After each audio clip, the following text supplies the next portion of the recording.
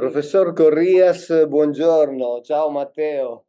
Buongiorno Mauro, buongiorno a tutti, ben ritrovati. Buongiorno a tutti. Adesso era un po' che non ci sentivamo, ma la Sardegna chiama. La Sardegna chiama, ma anche perché escono libri per gli anglofoni in inglese, quindi la Sardegna sta avendo veramente una diffusione a livello planetario, no? In termini di interesse. Quindi oggi ci concentriamo su una tipologia di santuari in particolare che non è molto nota, anche perché non è molto attestata, non è molto diffusa, in effetti se ne parla molto poco, sicuramente molto meno di quanto si parla dei pozzi sacri, di quanto si parla dei templi dei giganti, ovviamente lasciamo stare i nuraghi, che quelli sono l'emblema, e quindi parlerai dei templi a Megaron e dei templi in Antis. E la cosa è interessante anche perché darai delle indicazioni su dove trovarli, anche perché sono, pare, nonostante la scarsa attestazione, pare fondamentali, no? Per comprendere il culto, la fenomenologia, la fisionomia del culto sacro dei sardi arcaici che noi conosciamo quasi esclusivamente come nuragici. Ecco, ci vuoi dire quindi qualcosa in questo senso? Sì, lo faccio con molto piacere perché questa tipologia santuariale, come tu dicevi, un pochino meno attestata rispetto ai famosi pozzi sacri, rispetto ai templi a Fontana, rispetto alle tombe dei giganti, insomma, sono anche le cose di cui più da vicino fino ad oggi ci siamo occupati. I cosiddetti templi a Megaron sono qualcosa di un pochino più elitario, se vogliamo, ma anche dal punto di vista degli studi.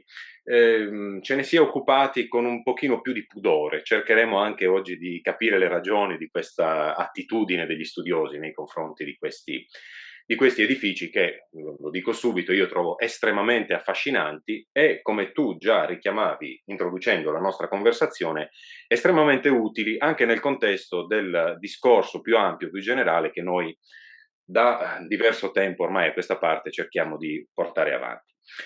Allora, partiamo dalla definizione, templi a Megaron. Questa definizione risale, diciamo così, agli anni 30 del Novecento ed è stata coniata dall'archeologo Doro Levi, che l'ha utilizzata per descrivere, comparatisticamente, perché non aveva a disposizione altri strumenti se non quelli della comparazione morfologica, per descrivere appunto un edificio templare che aveva una particolare planimetria, che poi descriveremo, e che si trovava nell'abitato nuragico di Serra Orrios presso Dorgali. Allora, Megaron di per sé è un termine omerico, è un termine che troviamo molto ben attestato nei poemi omerici, e con questo termine veniva designata diciamo così, la camera più interna dei palazzi regali micenei. L'archeologia ha poi consolidato e confermato questo elemento indiziario presente nei poemi omerici attraverso il rinvenimento degli importantissimi megara di Tirinto, di Eleusi, di Tera, di Argo, quello di Egina e altri ancora. Gli studiosi, tra l'altro, hanno dimostrato anche che da questa particolare tipologia di edifici deriverebbe anche la planimetria tipica del tempio greco, il tempio cosiddetto in Antis, secondo questa definizione che tu prima richiamavi, e che descrive il modo in cui si sviluppa la struttura di questo edificio, che dal naos fa partire, diciamo così, due ante in latino, che sono le pareti longitudinali che cingono poi quello che si chiama tecnicamente pronao, cioè ciò che si trova davanti al naos. Naos, detto per inciso, è il luogo più sacro del tempio, è quello che potremmo definire penetrale o il sacello. Il Santa Santorum. Ecco, sì, non volevo usare subito questa, questa espressione perché ci arriveremo, però insomma si sarà intuito che è lì che vogliamo arrivare, no? Bene, allora cerchiamo di osservare un pochino i nostri templi in Antis, i nostri templi a Megaro. Ecco, la prima cosa che osserverei è che intanto la struttura è proprio quella, sono edifici a pianta rettangolare, quindi con uno sviluppo longitudinale, che presentano appunto una partizione interna in 2 o 3 ambienti a seconda poi dell'edificio.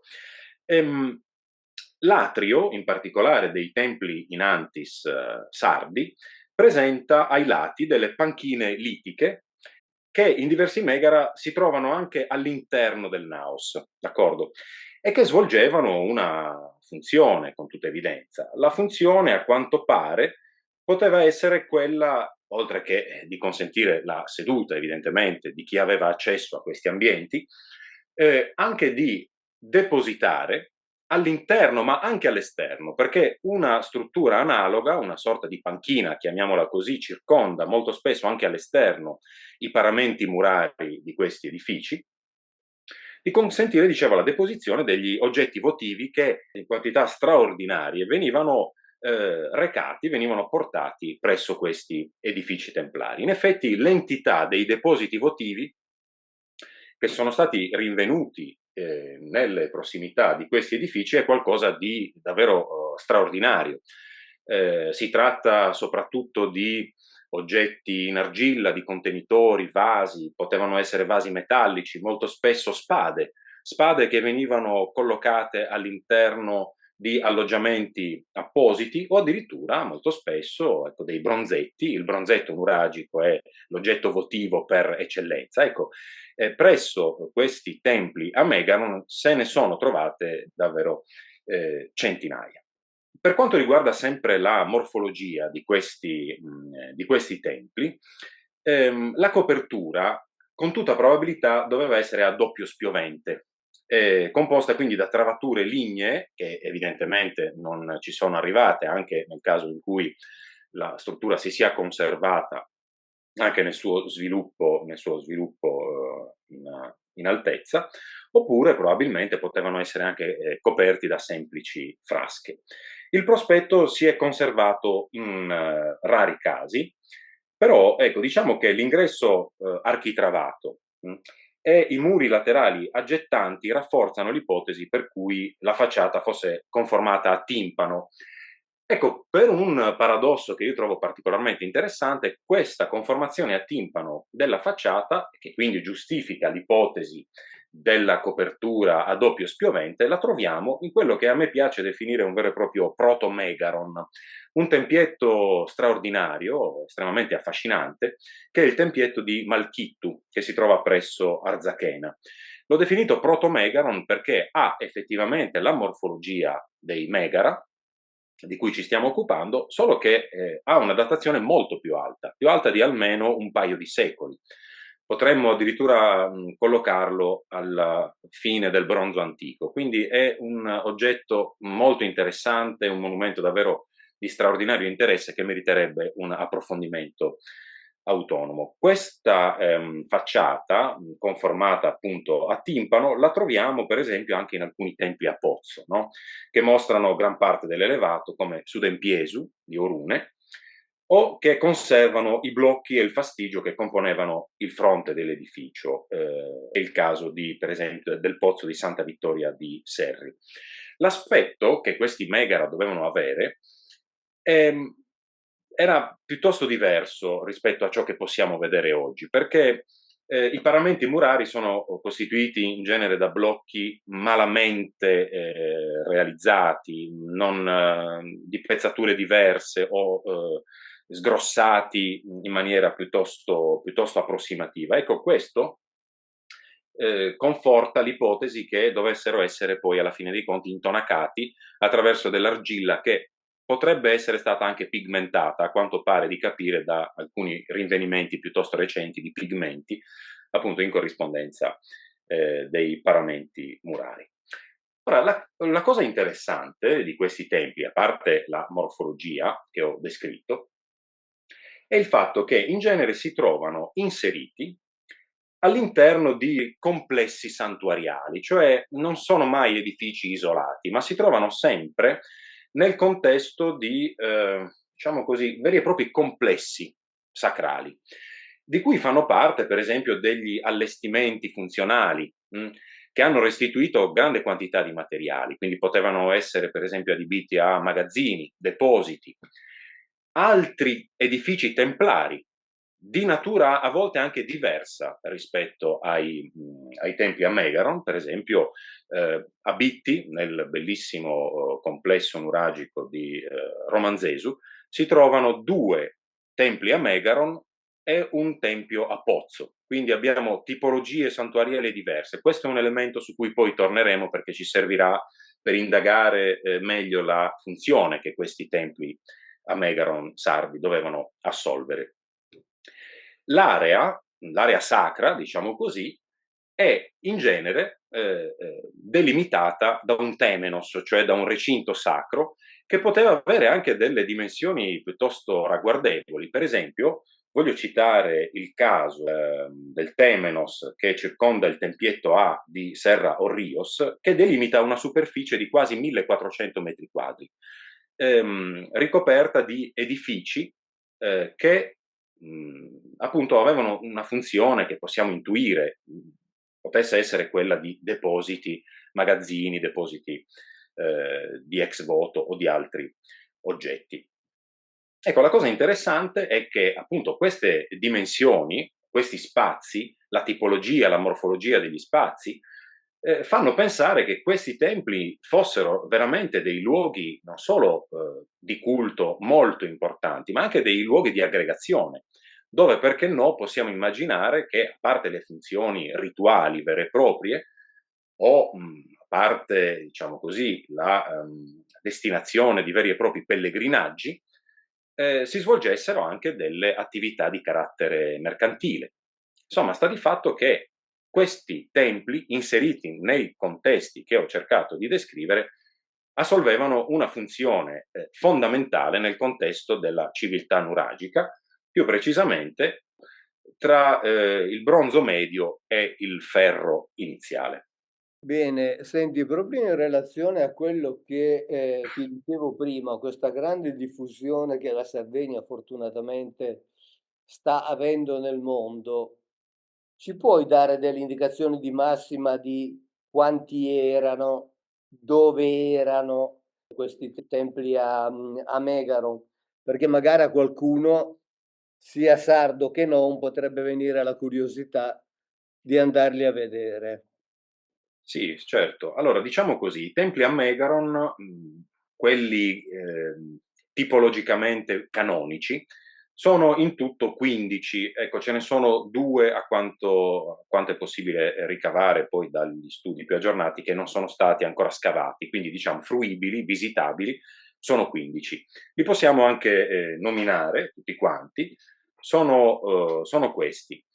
I due tempietti di Serra Orrios, di Dorgali, che sono stati anche uno dei due, in particolare il primo a essere individuato, il tempio bellissimo di Esterzili, forse il più rappresentativo di questa categoria, noto con il termine popolare di Domu de Orgia, c'è tutta una leggenda anche legata a questa figura femminile di Orgia, di cui questo tempio sarebbe, secondo la sensibilità popolare, l'abitazione.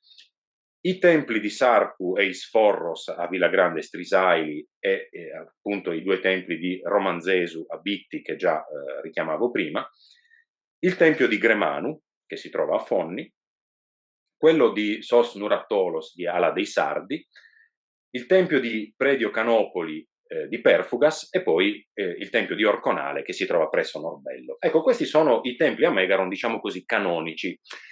Però ci sono anche altri templi che a tutti gli effetti possono rientrare in questa categoria e che però sono il frutto di un riadattamento successivo di edifici santuariali precedenti e a pianta centrale, perché diciamo così, in origine erano degli edifici a pianta circolare che poi sono stati trasformati nel naos di Megara, che sono stati ricavati attraverso l'erezione di due pareti laterali che quindi si dipartono da questi edifici a pianta centrale, che poi sono andati a costituire l'atrio, diciamo così. Quindi sono stati trasformati in templi a Megaron, sono stati adattati alle nuove esigenze rituali nel periodo dei Megara, che è quello che citavo prima, cioè diciamo così tra l'età del bronzo medio e la prima età del ferro. Vorrei citarne due che sono davvero molto interessanti, su alcuni poi torneremo per motivi anche più specifici. Sono quello di Sagar Caredda, di Villa Grande Strisaili, e poi il tempio di Santa Vittoria di Serri. Allora, a proposito della datazione, diciamo che ciò che consente di restringere l'ambito cronologico al periodo che indicavo prima è, da un lato, proprio la datazione dei depositi votivi. Sono tutti oggetti che sono compatibili appunto con quest'arco temporale. In particolare, il X secolo, quindi l'età del ferro, la prima età del ferro come termine ultimo di utilizzo cultuale, rituale di questi edifici e quindi anche di vitalità propriamente religiosa di questi edifici, è stato reso possibile dall'analisi delle tracce carboniose presenti in alcuni di questi edifici, più precisamente all'interno del naos, dove ancora oggi si trova molto ben visibile e molto ben conservato il focolare rituale che presumibilmente doveva essere parte dell'allestimento tipologico, diciamo così, di tutti i Megara. Quindi nel naos c'era un altare che poi era un focolare rituale. Poi su questo elemento, che direi è centrale, fondamentale, torneremo evidentemente. Allora, questa datazione, questo terminus ante quem, diciamo, collocabile al X secolo a.C., è molto interessante, anche perché, ad esempio, possiamo riferirci a un altare in particolare, che è proprio quello del Megaron 2 di Sarku Eisforros di Villagrande Strisaili, che risale proprio alla prima età del ferro e che anche esteticamente è molto bello, perché intanto notiamo la ricerca di un cromatismo, perché è un altare realizzato attraverso l'utilizzo di blocchi di pietra di colori diversi, alternati, con una sinuosità della linea che è davvero molto affascinante, e poi sormontato da degli elementi che richiamano i mensoloni che chiudevano nella zona sommitale i nuraghi, secondo le attestazioni dei famosi modellini di nuraghe che poi proprio in questa epoca venivano realizzati. Allora, è interessante che la vitalità del culto celebrato all'interno dei Megara sardi si esaurisca, diciamo così, nel X secolo, perché questo è il periodo, ne abbiamo parlato, ricordo, nel video che abbiamo dedicato ai giganti di Monteprano, no? La distruzione dei giganti. Dicevo, questo è il periodo di vitalità del culto nuragico arcaico e anche del nuraghe come edificio, diciamo così, che rappresentava la preminenza di una certa classe egemone nella società sarda arcaica. Con l'avvento di una nuova aristocrazia, il nuraghe diventa in qualche modo un simbolo anche sacrale, che viene utilizzato proprio nella sua valenza emblematica, simbolica, con funzioni identitarie e sacrali, cultuali al tempo stesso. Ecco, trovo interessante che in coincidenza di quella grande trasformazione, di quella grande evoluzione nel culto e nella civiltà nuragica, anche nei nostri templi a Megaron si sia prodotta questa significativa evoluzione. Un aspetto non irrilevante per l'interpretazione della funzione rituale dei templi a Megaron ci viene dalla loro collocazione, che è sempre sistematicamente in luoghi elevati. Parliamo di almeno 1000 metri di altitudine media. Quindi questi templi si trovano solo in zone montuose, diciamo così, su delle alture, potremmo dire, no? E vedremo che poi questo elemento ci serve per addentrarci in una analisi della tipologia di culto che veniva celebrata all'interno di questi edifici. C'è un altro elemento che vorrei richiamare ed evidenziare subito, che in realtà ho già enunciato prima, è la compresenza di questo tipo di edificio santuariale con altri edifici di culto, per esempio con i pozzi sacri. Quindi capita molto spesso nel contesto di questi complessi santuariali che i templi a Megaron si trovino insieme, contestualmente, ad altre tipologie di edifici santuariali. Questo che hai detto ultimamente è ovviamente molto interessante, ma penso avremo modo di ritornarci sopra perché ricorda ovviamente quel viaggio che noi stiamo ipoteticamente facendo attraverso il Mediterraneo, dal Mediterraneo occidentale al Mediterraneo orientale, rilevando sempre sorprese. E sorprese che non sempre vengono messe in evidenza, ma che sono molto importanti per capire tutta una serie di aspetti del culto. E a questo proposito, possiamo formulare qualche ipotesi sulla tipologia del culto che veniva celebrato in questi Sì, tempi? questa certamente è la parte più interessante di tutto il discorso, perché questi, che con tutta evidenza erano edifici di culto, ospitavano dei culti che avevano una loro sintassi e che erano evidentemente indirizzati a delle divinità. Allora, in genere, l'ipotesi che è sostenuta più o meno unanimemente dagli studiosi è quella per cui i templi a Megaron sardi siano collegati a dei culti delle acque, non meglio precisati, ma perché non meglio precisabili alla fine dei conti. Gli elementi che vengono invocati a sostegno di questa ipotesi, per cui nei templi a Megaron appunto si celebrassero dei culti idrici, diciamo così, o indirizzati a divinità delle acque, soprattutto divinità femminili, sono tutto sommato, voglio dirlo subito, degli elementi dalla forza probatoria assai debole. Perché? Perché si parla, ad esempio, della presenza di canali di scolo nei pressi di questi templi, oppure della presenza di contenitori di acque reflue, di acque piovane, che molto spesso potevano essere interrati anche all'interno del perimetro del tempio. Però oggettivamente a me sembrano degli elementi piuttosto labili.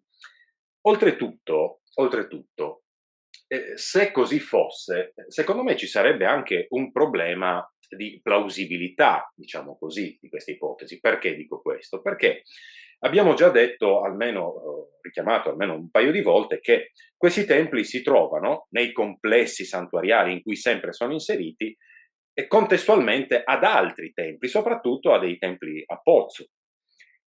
E quindi questa duplicazione di tipologie santuariali diverse, destinate alla stessa tipologia di culto, risulterebbe quantomeno anomala, perché templi e santuari di forma diversa presupporrebbero delle ritualità anche diverse, no? Certo. E allora probabilmente bisognerà formulare un'altra ipotesi. E allora io direi che potremmo soffermarci per esplorare appunto ciò di cui adesso ci vogliamo occupare, cioè quale culto o quale tipo di culto veniva celebrato all'interno di questi edifici, proprio sulla struttura di questi megara. Abbiamo visto che la struttura di questi megara è la struttura di edifici a pianta longitudinale. La cosa che io trovo interessante è che lo spazio interno di questi templi presenta delle partizioni, molto spesso sono 2 o addirittura 3 stanze interne, che presentano però, e questo è l'elemento decisivo, una progressione di sacralità man mano che si procede verso il sacello, verso il penetrale, chiamiamolo pure naos se vogliamo, no? All'interno del quale si trovava il focolare rituale. E allora l'ipotesi che è lecito formulare è che l'essenza del culto celebrato all'interno di questi megara sardi doveva consistere nel sacrificio offerto tramite il fuoco. Ora, questo ci costringe a delle ipotesi sulla copertura della zona del Naos, che doveva prevedere delle aperture che consentissero la fuoriuscita del fumo, evidentemente, a meno che, ma qui voglio solo lanciare la provocazione, non si volesse che il fumo rimanesse all'interno della stanza, cioè ci fosse qualche ragione per cui quell'ambiente in particolare dovesse essere saturato di un certo tipo di fumi, ma questa è soltanto un'ipotesi che insomma si potrebbe anche vagliare, ma davvero qui abbiamo pochissimi elementi per farlo. Anche se sarebbe interessantissima perché aprirebbe la strada a Assolutamente, tipi di assolutamente. valutazione, di interpretazione sul significato anche fisiologico di quel fumo chiuso dentro una stanza e quindi inalato, ispirato da chi stava lì all'interno, insomma, quindi ma lasciamo stare, andiamo avanti. Esattamente, sì. Per adesso presentiamo i fatti, poi insomma potremmo sviluppare, No, anche no, perché questa sarebbe davvero un'ipotesi molto, molto affascinante. rimaniamo ai fatti. Esatto. Allora, un altro fatto con il quale io incrocerei questa evidenza, no? La presenza del focolare rituale all'interno del Naos, è quella per cui tutti questi templi si trovano su delle alture, in luoghi elevati. Allora, chiunque si occupi di storia delle religioni arcaiche, solo a sentire il termine altura non può che pensare, evocare l'offerta sacrificale. L'offerta sacrificale che trasversalmente nelle civiltà arcaiche era indirizzata agli dei superi, agli dei celesti, proprio a partire da dei luoghi elevati. E qui ovviamente, visto che ne sto dialogando con te, non posso fare a meno che richiamare i numerosissimi luoghi biblici in cui si parla delle alture, ma fin dalla Genesi. Per esempio, in Genesi 12:7, dove per la prima volta si fa menzione di un altare eretto su un'altura, è l'altare che Abramo costruì per Yahweh, nel luogo in cui gli si era manifestato. Ancora, nel Levitico, al capitolo 6, versetto 30, Yahweh minaccia la distruzione, cito, delle alture di culto di Israele, se Israele non seguirà i suoi comandi. Oppure, un passaggio bellissimo nel primo libro dei Re, al capitolo 11, tra i versetti 7 e 8, dove si narra del peccato di idolatria di Salomone che, cito ancora, costruì un'altura in onore di Camosh, obbrobrio dei Moabiti, sul monte che è di fronte a Gerusalemme, e anche in onore di Milcom, obbrobrio degli Ammoniti. Allo stesso modo fece per tutte le sue donne straniere che offrivano incenso e sacrifici ai loro dei. Un regalo quantomeno singolare per le proprie donne, insomma. No? Immaginiamo le colline intorno a Gerusalemme tempestate di questi altari di culto, appunto, per le mogli o per le concubine straniere di Salomone. Scusa, Ora, mi vengono in mente le parole di Yuval Noah Harari che riferendosi proprio in particolare anche al Tempio di Gerusalemme e a Gerusalemme intera, diceva che in certi momenti era più una rosticceria che non un luogo di culto spirituale. guarda, lo si può pensare tranquillamente anche per Roma. Roma, dove quotidianamente e in più zone della città si offriva una quantità di sacrifici per noi quasi inimmaginabile. Quindi immaginiamo che atmosfera dovesse saturare proprio la città, analogamente a quanto appunto stiamo immaginando per Gerusalemme. Ora, a proposito delle offerte sacrificali indirizzate alle divinità dalle alture, ho trovato un indizio che, per quanto minimo, io trovo estremamente interessante. Perché?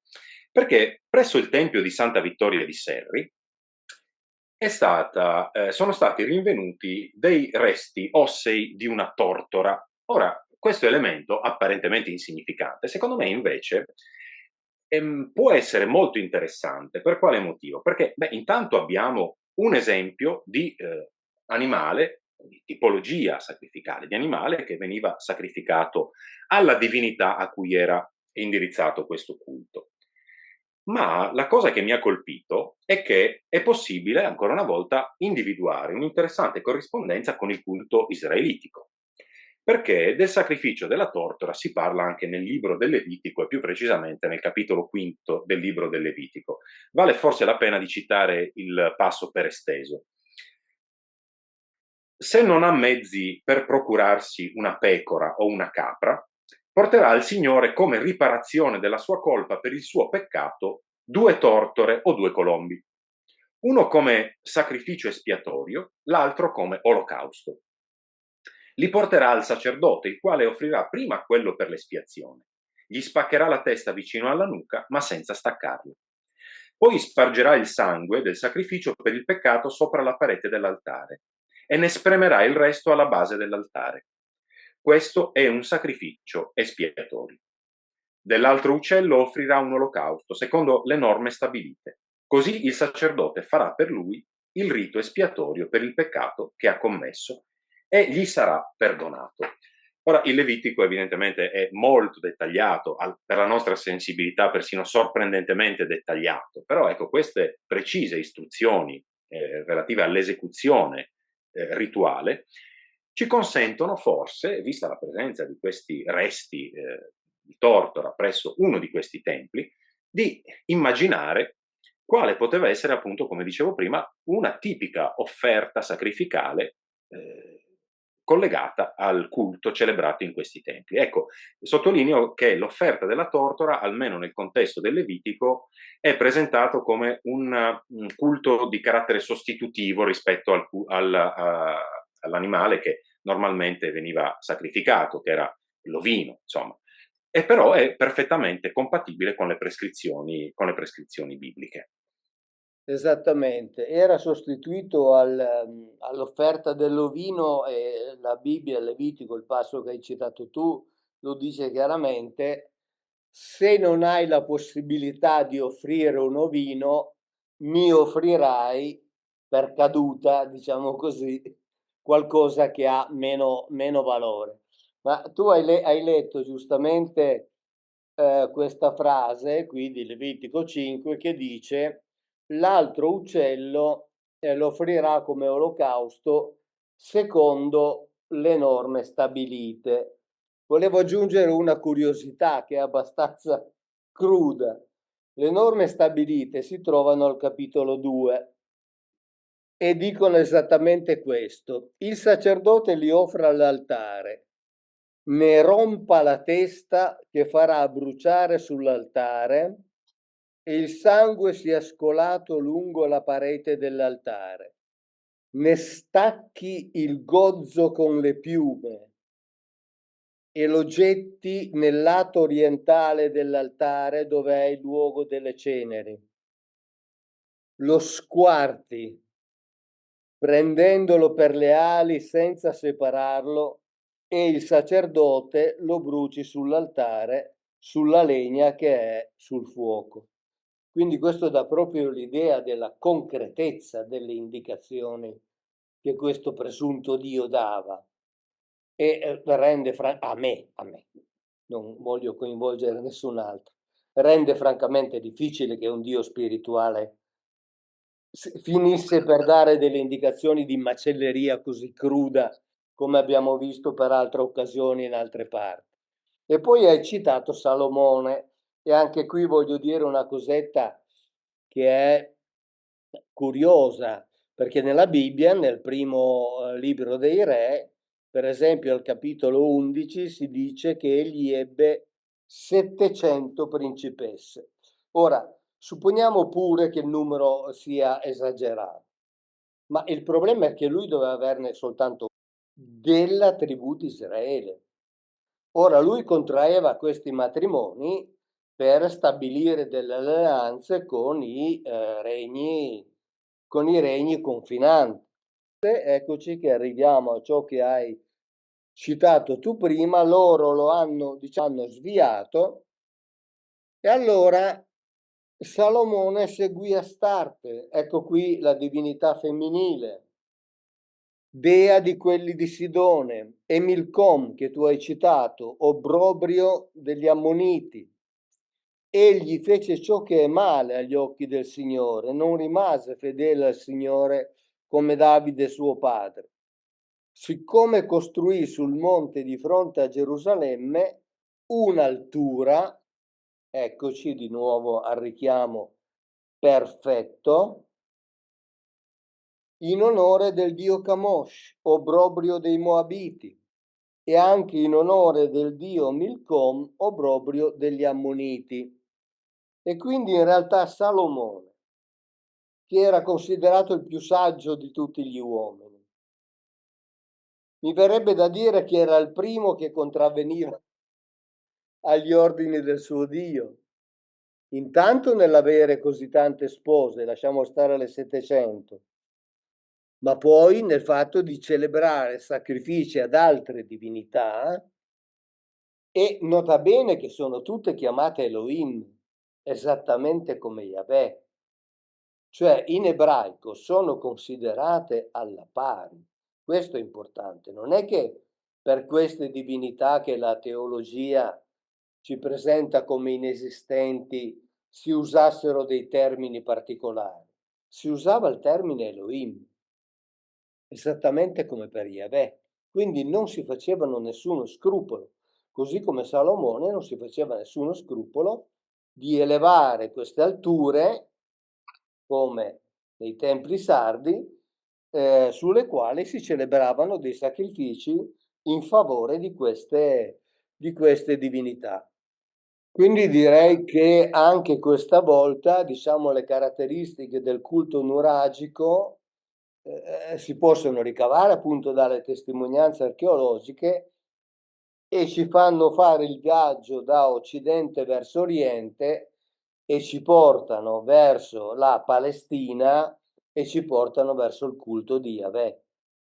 È assolutamente Abbiamo così. visto essere ampiamente e direi indiscutibilmente essere stato presente in Sardegna, cioè in quest'area mediterranea.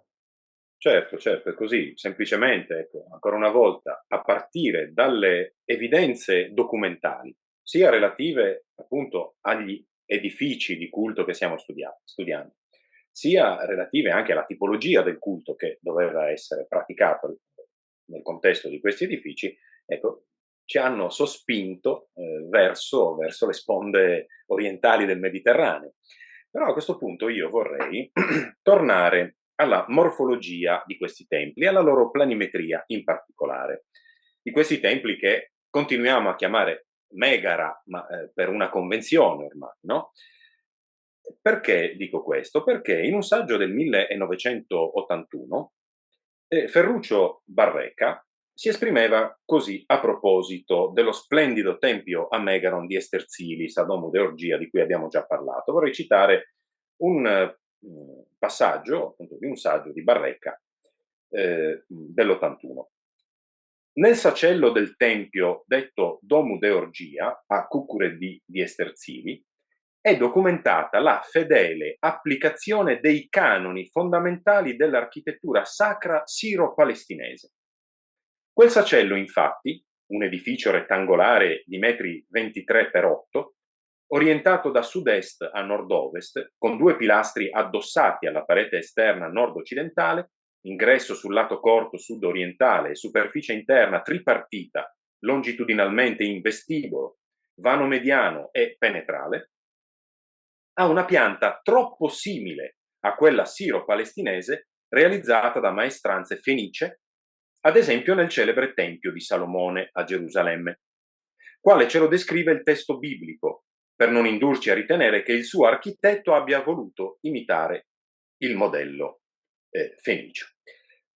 E allora qui Ferruccio Barreca individua chiaramente una corrispondenza che lui interpreta nella direzione della imitazione da parte di maestranze sarde locali di tipologie santuariali siro-palestinesi. Ecco, in questa corrispondenza noi abbiamo una attestazione molto molto interessante che, alla luce di quello che poi siamo andati documentando nel corso delle nostre ricerche, acquisisce una rilevanza e un significato del tutto particolari. Ora, alcuni chiarimenti su questo testo di Barreca. Per esempio, Barreca sostiene che il primo tempio di Gerusalemme, il cosiddetto tempio di Salomone, sia stato realizzato da maestranze fenicie. Ora, questa non è una ipotesi, ma è ciò che la Bibbia attesta in maniera molto chiara quando nel primo libro dei Re, per esempio al capitolo quinto, dice che per l'edificazione del Tempio di Salomone ci si avvalse della collaborazione di Hiram, che era re di Tiro. Quindi questa tipologia santuariale non solo si sarebbe ispirata a, ma sarebbe stata concretamente realizzata, o se vogliamo i lavori sarebbero stati diretti, da questo personaggio che poi avrebbe acquisito, insomma, uno statuto anche simbolico, che è quello che conosciamo, re di Tiro. Barreca, proprio alla luce di questa corrispondenza tipologica e morfologica, ipotizza per il tempio di Esterzini una datazione molto bassa, addirittura lui la colloca al V secolo a.C., epoca in cui i cartaginesi raggiunsero la riva destra del fiume Mendoza. Ora, questa congettura contrasta con tutta evidenza con quell'elemento che presentavo prima, cioè l'elemento per cui l'impiego rituale, quindi la vitalità di questi templi a Megaron, si potrebbe protrarre plausibilmente entro e direi non oltre il X secolo, anche perché, come abbiamo visto, l'analisi delle tracce carboniose dei fuochi rituali che venivano accesi, che erano l'essenza poi, no, dell'utilizzo cultuale di questi edifici, ci consentono di arrivare soltanto fino al X secolo.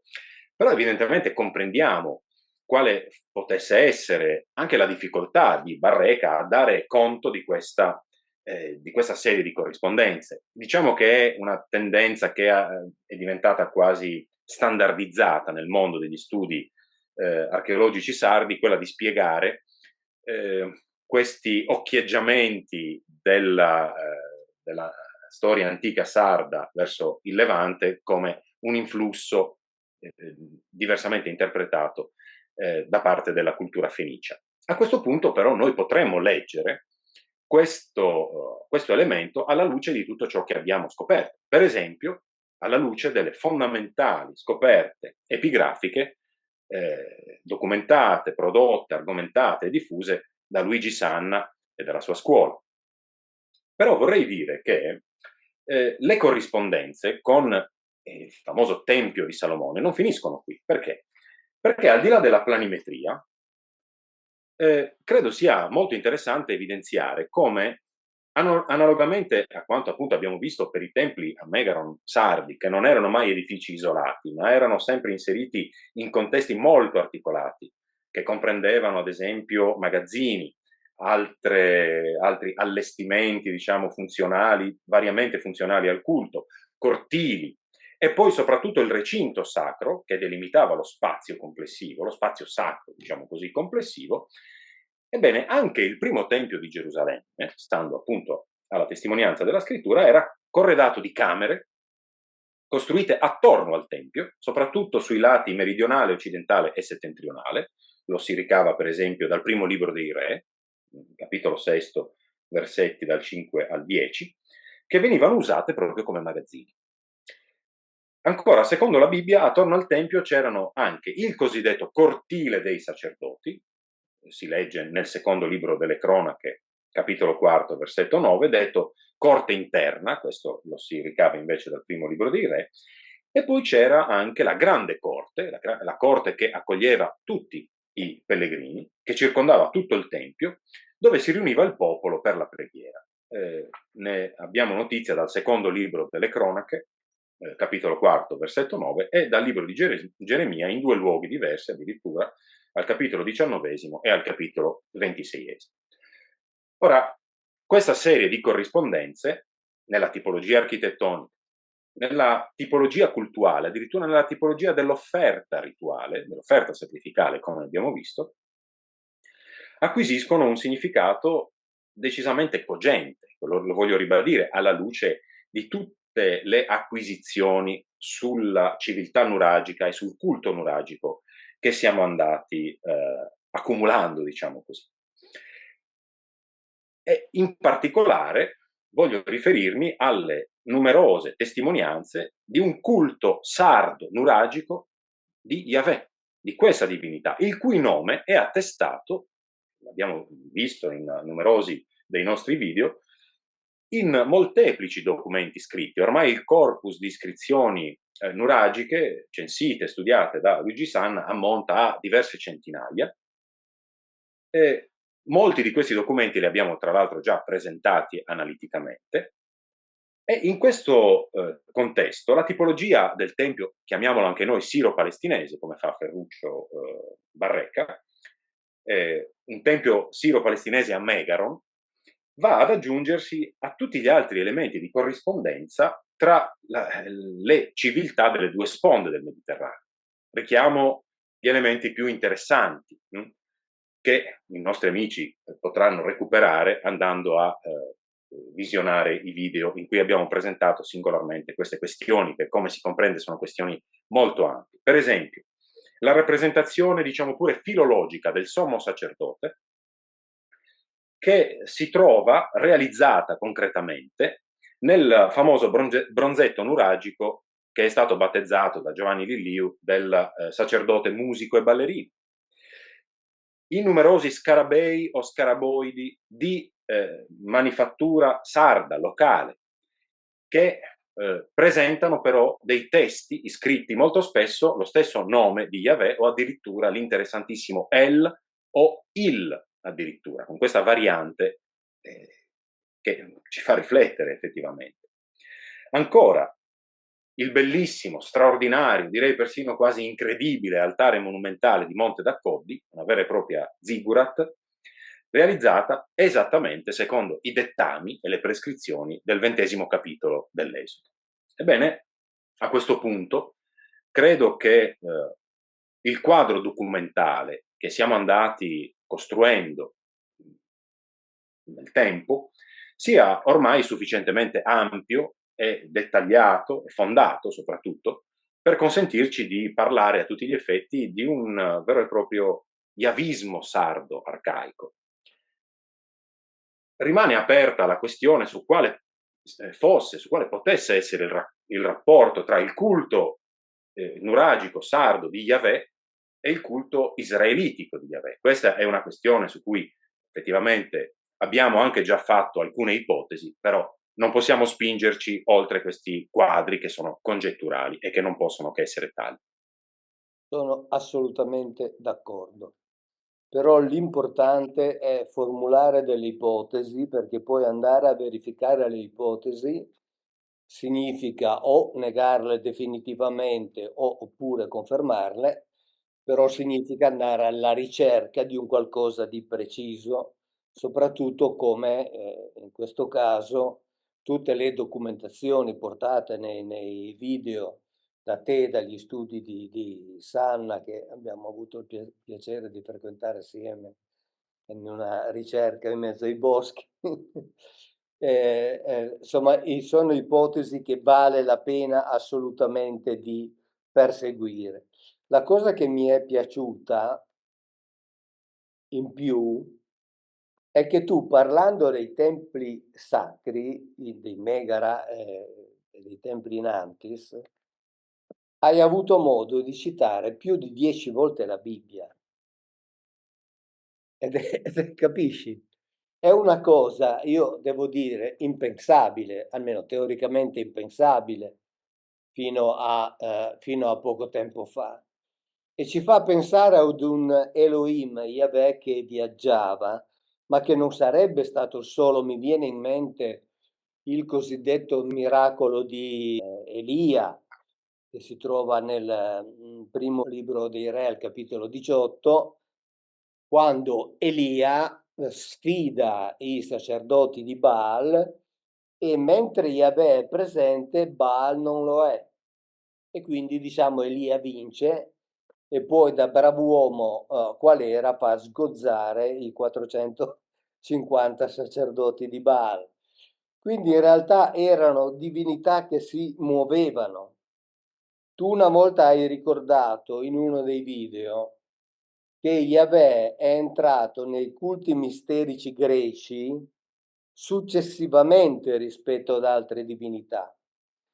E questo mi fa ricordare quanto Mosè diceva ai suoi, accusandoli, perché ovviamente mentre gli altri popoli accettavano il politeismo attribuendo alle divinità vari compiti e varie prerogative, invece gli israeliti dovevano seguire soltanto Yahweh, Mosè li accusava di aver seguito Elohim nuovi venuti da poco.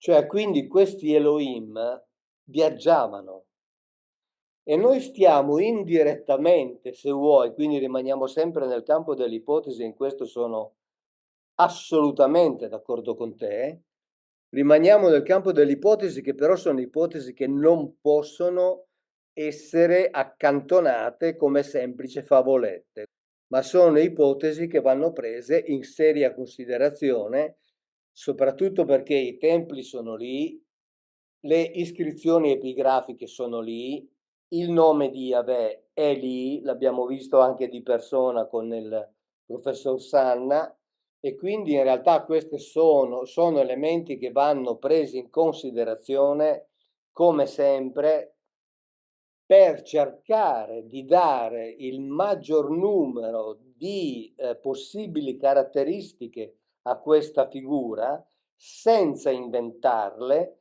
ma andando a cercare testimonianze che le documentino.